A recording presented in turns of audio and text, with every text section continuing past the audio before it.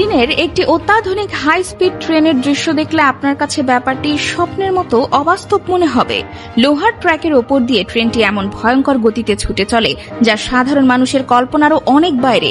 দূর থেকে দেখলে মনে হবে এটি যেন মাটি স্পর্শ না করেই হাওয়ায় ভাসতে ভাসতে এগিয়ে যাচ্ছে। অবিশ্বাস্য গতিতে ছুটতে থাকা এই যানটির স্পিড দেখলে আপনার চোখ কপালে উঠতে বাধ্য।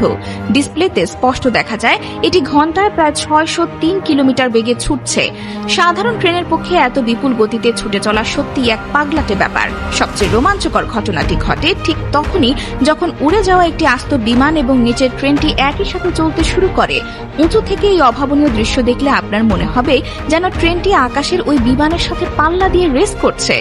বিমানের সমান্তরালে ছুটে চলা ট্রেনের কথা ভাবলে যে কারো বুকে কাঁপন ধরে যাবে। তীব্র গতিতে ছুটে চলার সময় ভেতরের অবস্থা ঠিক কেমন হতে পারে তা ভেবে হয়তো আপনি শিউরে উঠছেন, কিন্তু আসল চমকটা লুকিয়ে আছে ট্রেনের ভেতরে শান্ত পরিবেশের মধ্যে। এত প্রচন্ড গতিতে চলার পরও যাত্রীদের চোখে মুখে আতঙ্কের কোনো চিহ্নই দেখতে পাবেন না। যাত্রীরা শান্তভাবে সিটে এমনভাবে বসে থাকেন যেন তারা প্রতিদিনের মতো সাধারণ কোনো বাসে করে গন্তব্যে যাচ্ছেন।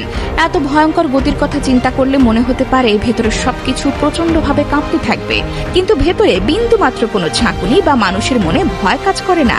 চারিদিকে আতঙ্ক নেই, আছে কেবল পিলে চমকে দেওয়া এক অকল্পনীয় গতি। এরপর হঠাৎ করেই চারপাশের আবহাওয়া একদম বদলে যায় এবং শুরু হয় প্রচন্ড ভারী তুষারপাত। বিরূপ আবহাওয়ার কারণে সাধারণ যাতায়াত ব্যবস্থা পুরোপুরি ভেঙে পড়ার কথা, কিন্তু প্রকৃতির বিশাল বাধাও এই গতির দানবকে আটকাতে পারে না। এটি মানুষের চোখের সামনে আধুনিক যাতায়াত ব্যবস্থার ভবিষ্যৎ হয়ে লোহার ট্র্যাকের ওপর দিয়ে প্রবল গর্জনে ঘুরে বেড়াচ্ছে।